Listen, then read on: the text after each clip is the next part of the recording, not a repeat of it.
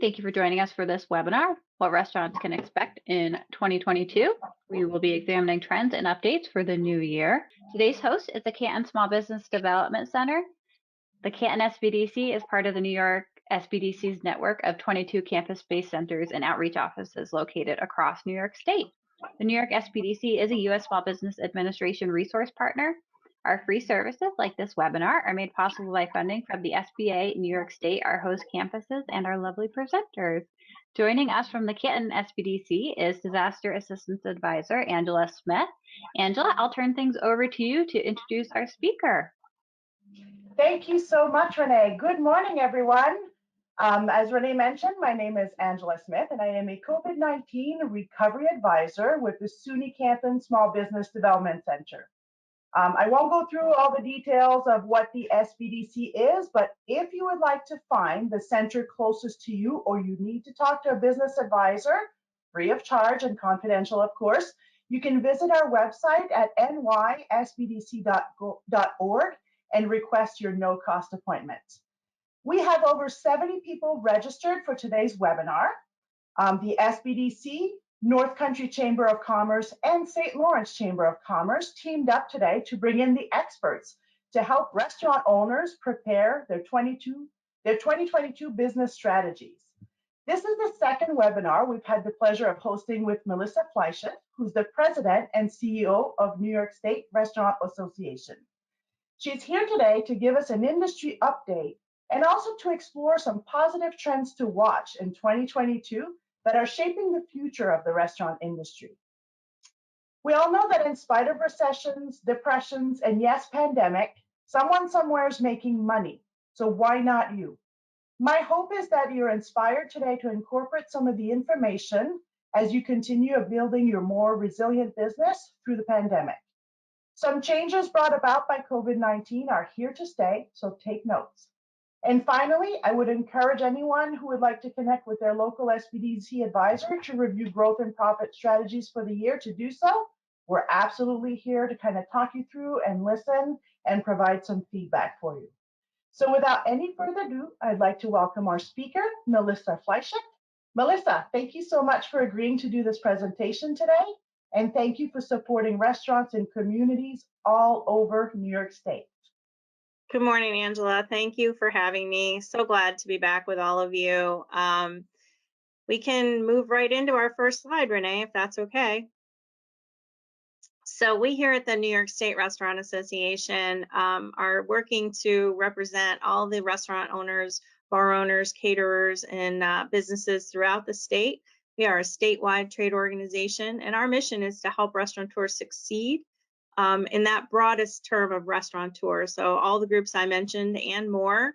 Anyone selling food or beverage is welcome to be a member of the New York State Restaurant Association. So we have everything across the state that you can imagine, from baseball stadiums to pizza places, delicatessens, coffee shops, country clubs, catering halls, fine dining, fast casual, quick service restaurants, bars, and taverns. So welcome to all of you. So glad you're here. Our vision at the association is to be the first place that restaurant owners and managers turn to gain a competitive edge by taking advantage of our advocacy, education, and cost-saving benefits. We have 4 pillars that the association is pledged to focus on, and that's how to grow your business, how to save you money, how to advocate on behalf of the industry, and protecting you from dangerous trends that are out there in the industry. So we try to do that at the state and local level here, again, across New York State and every corner of the state. And we partner with the National Restaurant Association at the national level for help on federal issues. And they also have training and research available to us that we provide to our members as well. Renee, next slide, please. So what we did here today for this presentation is focused on something the research department of the National Restaurant Association put together with the American Culinary Federation, and it's their What's Hot 2022 Culinary Forecast. So I took their top 10 issues from the What's Hot Culinary Forecast and tried to incorporate how we've seen that play out here in New York State and provide you with some information as to advocacy trends, things that we're seeing from the legislature or on a regulatory standpoint, and how that comes in play with the What's Hot for 2020. So hopefully you get some ideas and also learn about what might be coming down the pike from the state government as well. So one of the top issues on the What's Hot survey this year was environmental impact issues and sustainability. And the number one response from the chefs at the ACF was that sustainable, reusable, and recyclable packaging was going to be very hot, as well as zero waste and sustainability. So big environmental trends here, looking to be more sustainable, deal with climate change, address certain issues in the industry. One of the ways we saw New York State deal with this over the past year was that the New York State legislature has banned styrofoam containers.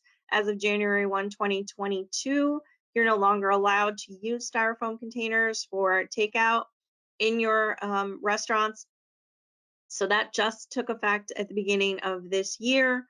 If for any reason you have a bulk buildup of those containers, or you're not able to find alternatives that are easily replacing that for you, you can apply for a waiver. But otherwise, they are looking for you to stop using those containers and move forward with something more sustainable, something more economic friendly. I know that can definitely be a challenge with supply chain issues right now, but hopefully you'll be able to manage that switch this year. And then New York State also started a food waste recycling program for large food waste producers. So my guess is there's certainly not a lot on this call that would fit into that category. If you haven't heard about it, you're likely not a large producer. The estimate was almost 2 tons of food waste a week. So probably not one of our restaurants on this call.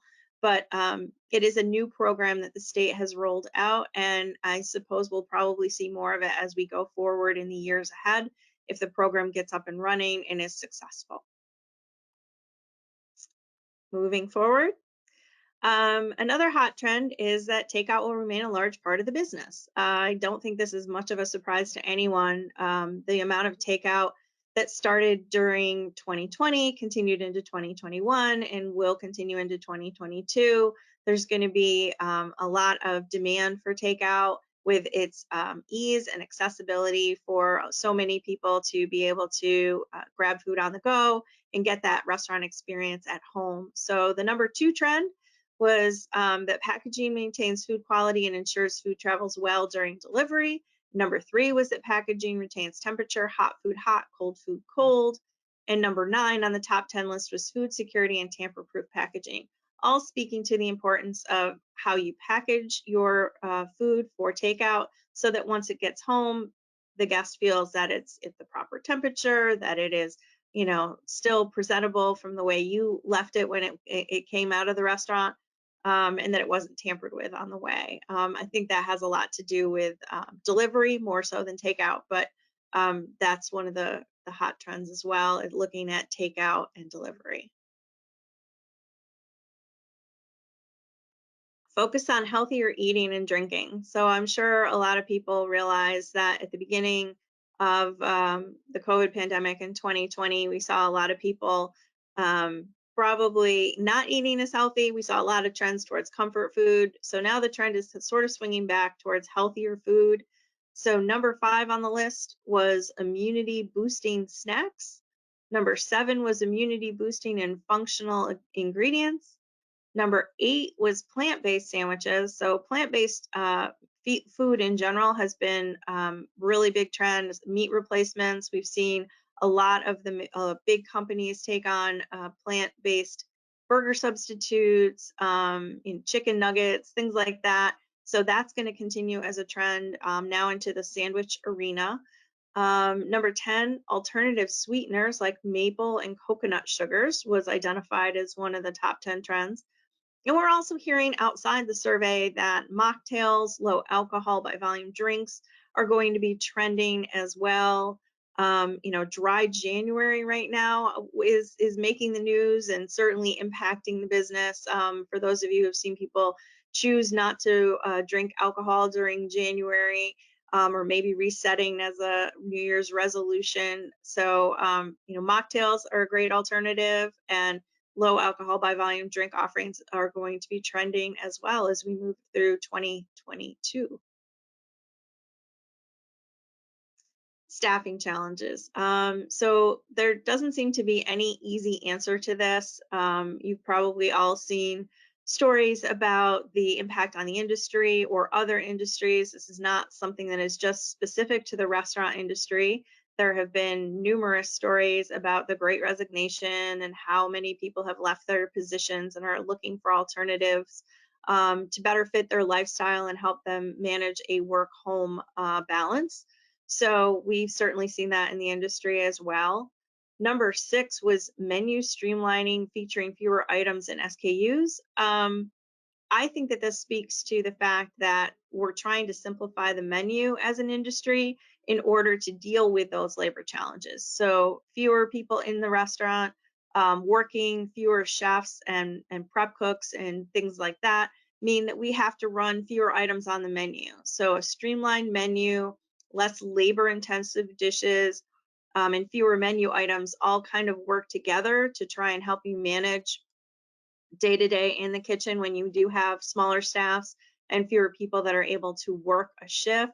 We're also seeing restaurants change days that they're open, times that they're open to better suit their most profitable times.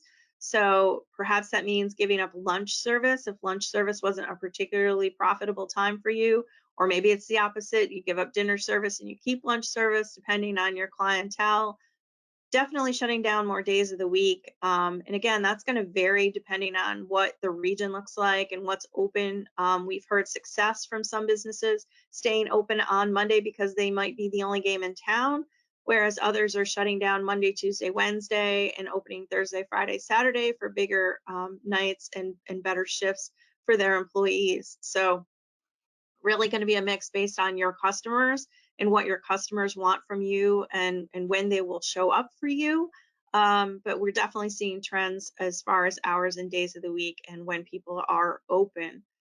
Trying to staff those shifts so that the employees don't have burnout. A lot of the employees that you still have with you are likely ones that stuck with you through the pandemic and have been working hard. And you know, everybody's trying to avoid their position of them leaving, burning out. So really trying to manage them in a way that best suits everyone. And that's going to lead to a use of technology to overcome labor issues. So some of our operator calls that we've held with our members, they've talked about trying to look at ways to save on time with labor by buying chopped vegetables maybe, or things like that, so that the prep time is less on the staff. Tends to be more expensive when you do that, so you have to take that into consideration. But it is one way that people are shifting how they do things at the restaurant. And the use of technology also includes things like, you know, kiosks, which we're starting to see more, table ordering systems that we've seen more over the past few years. All these things are helping to manage the labor shortage in the industry if it's right for your business. If it's not right for your business, it doesn't make sense to implement a system like that. There certainly aren't inexpensive, so you have to take that into consideration as well. But if there's a way to utilize technology, you might want to look into that and consider things that you could do to help speed the process at your restaurant.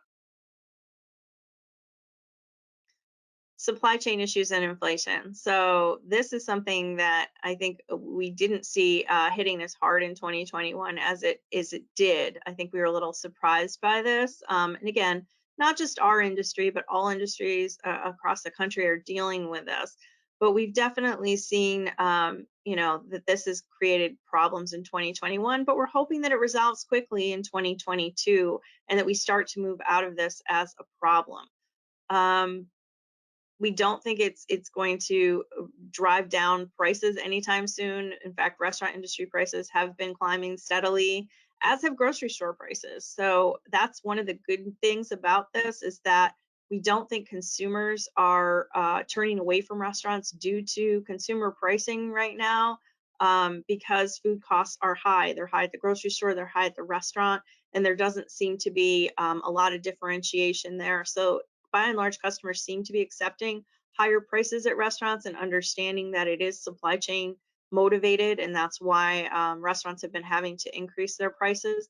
So that's a good thing so far for the restaurant industry, is that there hasn't been any backlash from the customers due to those increased prices.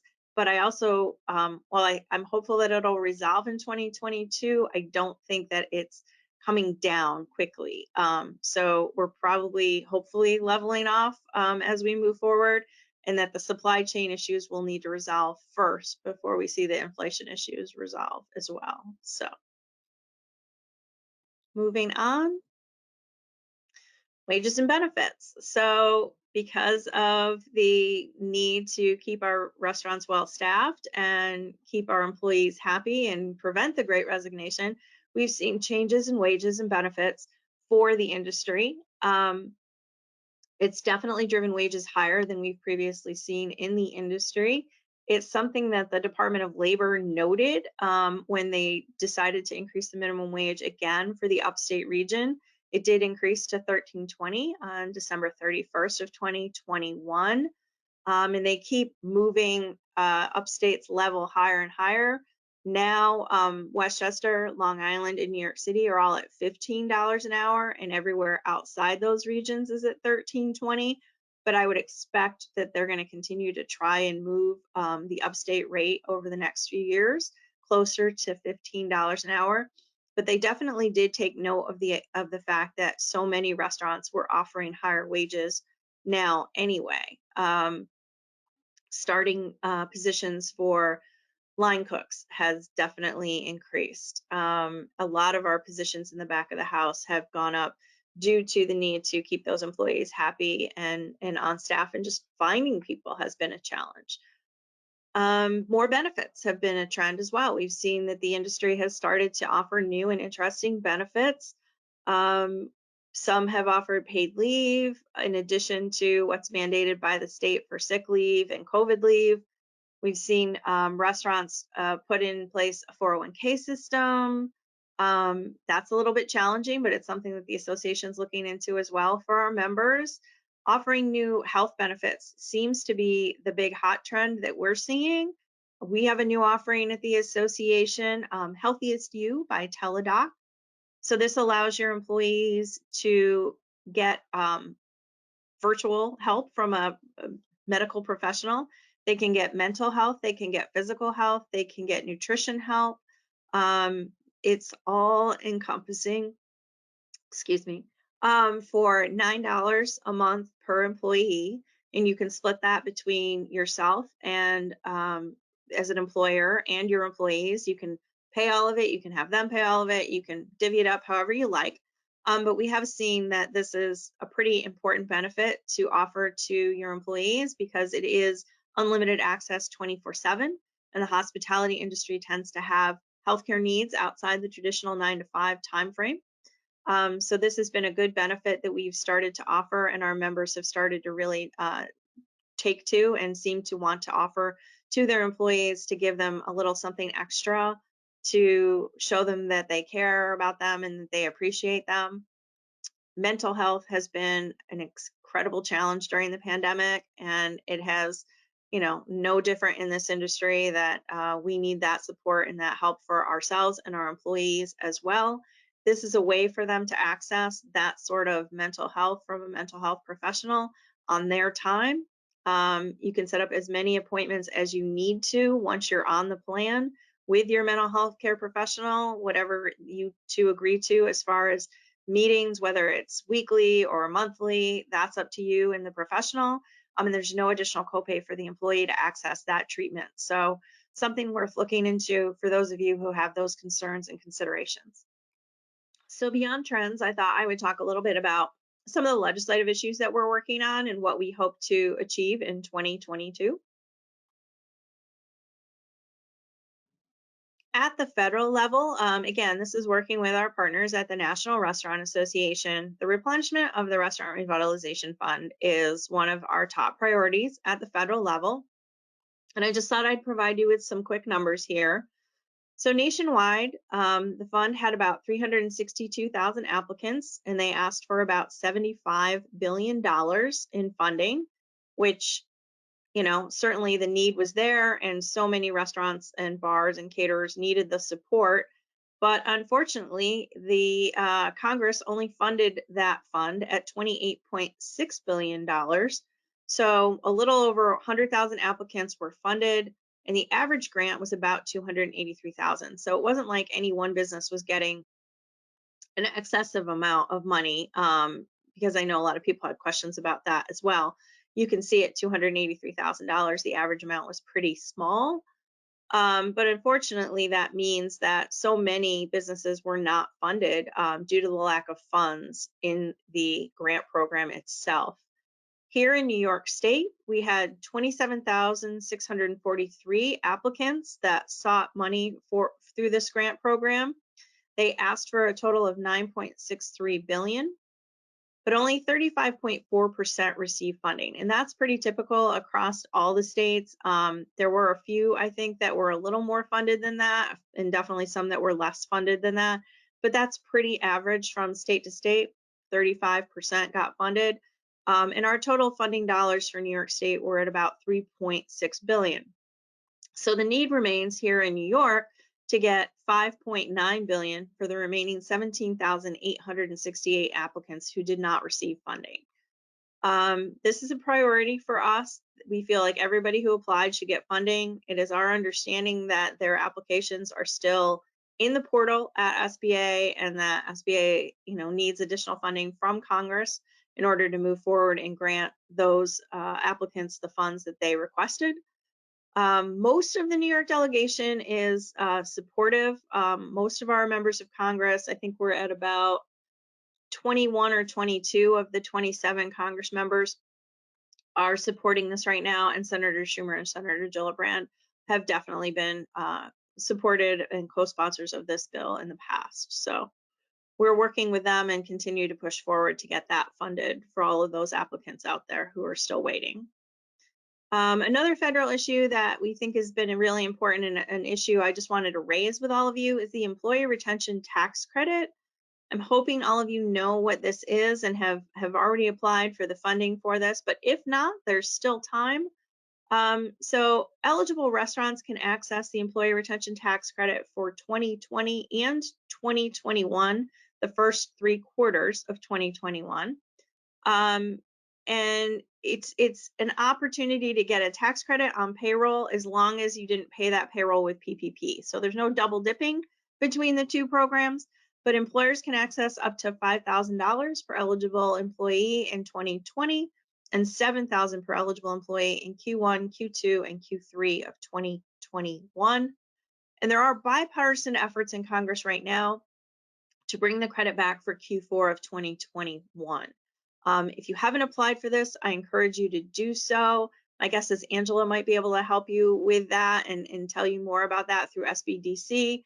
If not, you can always contact the Restaurant Association, and Angela can help you. Great. The Restaurant Association would be happy to point you in the right direction on this as well. But this means thousands of dollars to those of you who haven't taken advantage of this program yet, and you are still eligible to apply for this credit back from 2020 and 2021, so it's not too late. Q4 2021 got a little wonky. Originally, we were expecting ERTC to be available in Q4 of 2021, and then Congress took it away. So we weren't eligible for it in Q4, but now we're trying to build it back, and there's legislation pending, HR 6161, and it's Congressman Miller of West Virginia, Murphy of Florida, Sewell of Alabama, and Hearn of Oklahoma, and they're trying to restore ERTC for Q4 of 2021 for us. So it's a bipartisan effort, and we certainly support their intentions to get this reinstated. So that's another piece that we're working on at the federal level. So state issues. Governor Hochul released her state budget yesterday, and we have some very preliminary information because the budget bills came out last night. But the Restaurant Resiliency Program was a new program started in 2021, and last year the legislature put $25 million behind this program. And what it does is it helps connect restaurants who prepare food and get paid for the food per meal to provide it to a community-based organization that then turns around and gives those meals to food insecure people. So you're working with a community-based organization like a regional food bank, which typically deals with food insecurity, and connecting them to a restaurant, and the restaurant gets paid for the meal that they prepare. So it's sort of a win-win program from where we see it. It helps the restaurants rebuild their sales volume. It helps the food insecure get delicious prepared food from restaurants that they need, and connects these organizations, hopefully for the long term, to help solve these problems for the state.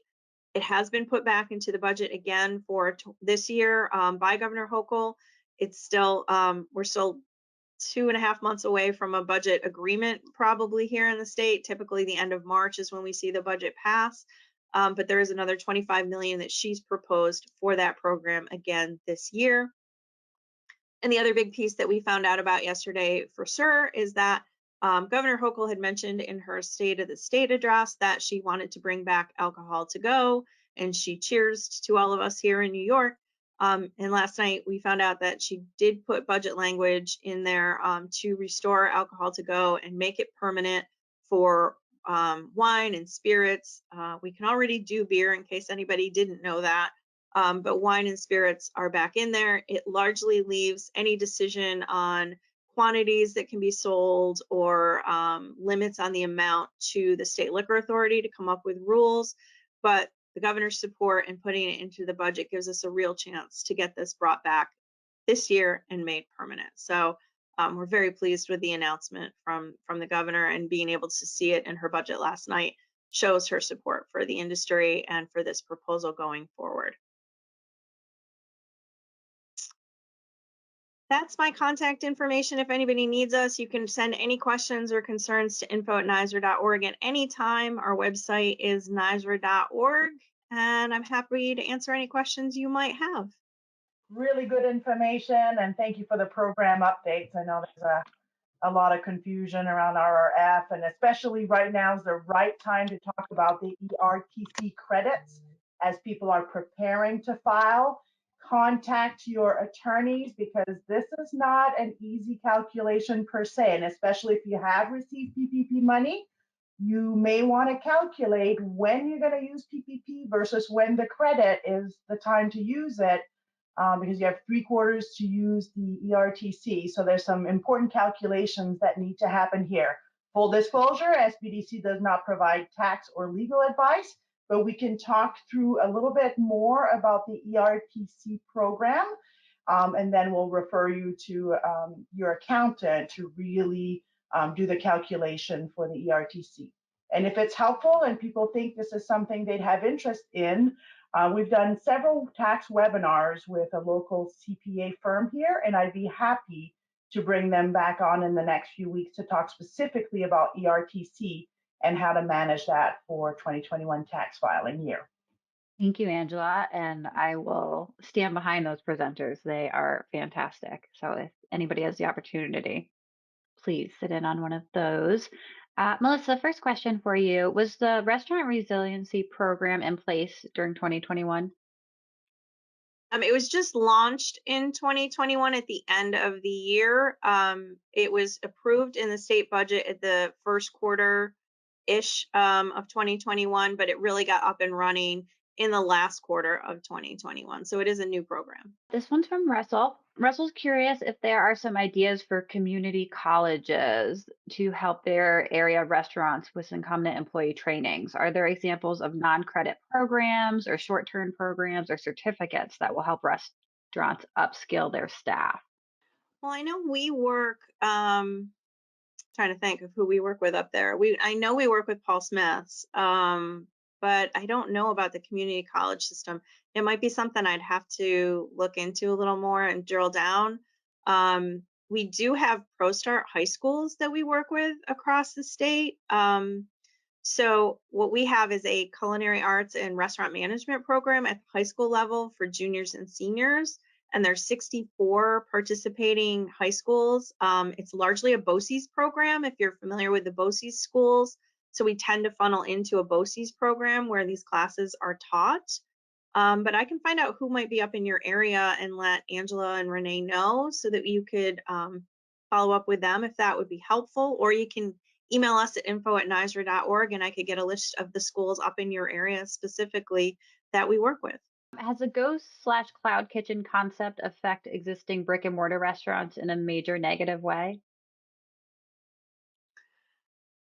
I don't think it's been a major negative way. I know we've seen this, get more and more popular over the last 2 years. It's something that we've had members of ours, board members of ours, explore and try. I haven't seen anybody abandon their brick and mortar for the ghost kitchen concept. I think the people going into the ghost kitchen concept tend to be sort of, new and separate players in this field, but I don't know if it's going to be a major impact on it. I haven't seen it yet so far, and we're still trying to figure out number wise, like where are we as an industry? I know we get this question a lot. How many restaurants have closed due to the pandemic? And that seems to be an impossible answer right now. I know between the health department, the Bureau of Labor Statistics, and the National Restaurant Association, we can't get our arms around that number right now. So hard for me to say if that's had a huge impact. But so many of you out there who really are passionate about this industry do it because you want that personal connection and love serving your guests. So I think it almost takes a different type of operator to operate a ghost kitchen. Thank you. Constance wanted you to explain what a ghost kitchen is, if you don't mind. So a ghost kitchen, and I'm probably not going to get all the terms right either, because now there's now like new terms coming out into this field as well. But basically, it doesn't have a customer facing seating area or a takeout area. It exists pretty much in name only, and is a kitchen that lives basically as a standalone kitchen, but they deliver food, and it has a web presence where you can order food from the ghost kitchen.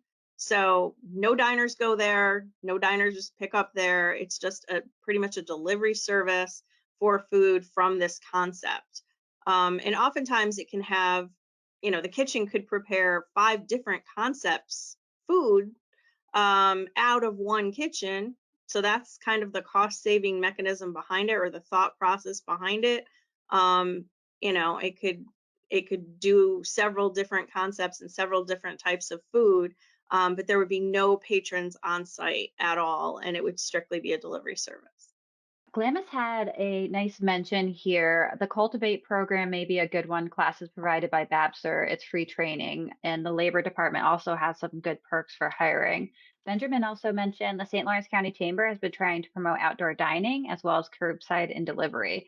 Are you seeing trends in this and successful best practices? Not at this time of the year, LOL. Yeah, so outdoor dining is another piece that I think, is something that we hope is here to stay. The legislature did extend it last year. And by extend it, I mean that they actually gave permission for us to continue using additional space around the restaurant, in front of the restaurant, or, on the side, on the street. There's a bill already pending and being heard in committee to do the same thing again this year. I think it was a 1-year extension last year, so we need to re-up it again. But by and large, seeing a lot of support for continuing outdoor dining from the legislature across the state, and then in communities, it seems to be such an important component, and the consumer loves it. So I think it is a trend that we would continue to see here, and continue to stay, weather permitting, of course. Thank you. Was it Lake Placid that did do gondolas on the sidewalk where folks could eat outside this time Yeah, of the year? cottage at Mira Lake Inn did that. Yep. All right, so Ben, don't rule out this time of year. Melissa, does your team assist restaurant owners with questions about use of funds with their RRF grants? I mean, we have a general kind of explanation sheet as to what's acceptable. RRF is actually one of the most broad programs that you can use your funding on. PPP had far more restrictions as to how the funding was used than RRF. I mean, in very broad terms, we could provide you with a list of acceptable expenses, but as far as actually like working you through the forms, that's not what we do. I'd probably have to refer you to somebody else to get you that level of service one-on-one. But I know Angela does one-on-one. Your local SBDC, because most SBDCs will have a disaster advisor like myself or a regular team that is well versed in how all of these disaster related funding programs work together. So connect with your local SBDC and I'm sure you can get some resources, free confidential resources from us. And if you want our Absolutely. generic guide about RRF from the National Restaurant Association, you can email us at info@NYSRA.org. We'll be happy to send that over. Thank you. And I also dropped the link into our NYSPDC business advising page. So folks, if they're interested, they can learn more about that. And then on that page, there is an online form that you can fill out. There's a few questions on there, but it helps us get started for your first appointment. So if you are looking for help like Matthew is, you can definitely look into that. Are there any programs with area prisons or with formerly incarcerated populations to help them get a new start while helping to alleviate the staffing problem? So that's an interesting one. Our educational foundation works with both New York and Vermont, and Vermont is way ahead of us on this one. They have several programs where they're working currently with prison population, but New York hasn't done as much, at least not through us with it. It was mentioned in the governor's state of the state as well that there's going to be a new program, Jails to Jobs, I think they're calling it. And it's something that we're really interested in looking at and working with because we do have all of the training from the National Restaurant Association. So we do serve safe training, food handler and manager. We do serve safe alcohol training, allergens. So we think that there's a real synergy there that we could help train that population. And some of that training is already happening. It's just not happening through us. And get them connected to restaurants anyway, because so many restaurants are employing, previously incarcerated individuals as they come out of that prison system anyway. We think it would be a really good fit. So it is something that we want to work on in 2022. This one from Peter. What is the current quarantine period requirement for restaurant employees diagnosed with COVID-19? So they did change the guidelines, and this has been quite the headache for us, quite honestly. They were changed, let's see, the 24th of December, the 27th of December, the 4th of January, and then they changed again. Right now, the way we understand it is that it's not different for restaurant employees. At first, we thought for a while it looked like the state had us classified as essential employees, and that was different from everybody else. But then it looks like CDC and DOH made a correction where there's one rule for healthcare workers, but there's a different rule for everybody else, and we're the everybody else. 5 days. So it looks like a 5-day quarantine period. So if you test positive, isolate for 5 days, where day 0 is the day of symptom onset, or if you're asymptomatic, the day of collection of the first positive specimen. And then after the 5 days, if you're asymptomatic, or if symptoms are resolving, your isolation can end and the individual should wear a well-fitting mask while around others for an additional 5 days. Individuals who are moderately or severely immunocompromised should continue to follow the standard isolation guidance, not the shortened one. So they're going to go back to the longer quarantine isolation time. And individuals who are unable to wear a well-fitting mask for 5 days after a 5-day isolation should also follow the longer extended quarantine time. So symptoms need to be resolving. You need to be feeling better. You need to be fever-free. I think that's another specific that they added in the last week, that you need to be not having a fever for 72 hours without fever-reducing medications. But the standard right now is 5 days, as long as you're feeling better and resolving. So Ben highlighted that the ghost kitchen is an interesting concept because it could provide some good partnership opportunities in the area and for other restaurant models. This isn't so much as a question, but it got me thinking, Angela, about the research network and how they could do some good research on ghost kitchens. So Ben, if that's something you're interested in, I'd follow up with Angela. We have a team of librarians who could get some data on ghost kitchens and what that market looks like. So if you're interested in that, I would definitely recommend you follow up with Angela there. The HERO Act was passed by the legislature last year, and the HERO Act actually has a a requirement for food service. There's certain industries that have specific guidelines under the HERO Act of best practices of what to do when there's a airborne infectious disease, which COVID has been declared an airborne infectious disease.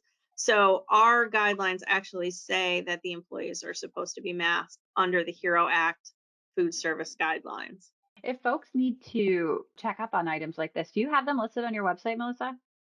I know we have the COVID guidelines for isolation and quarantine. Not sure about the HERO Act. HERO Act, I know you can find on the New York State Department of Labor's website. I'm not sure if you can find it easily on our website.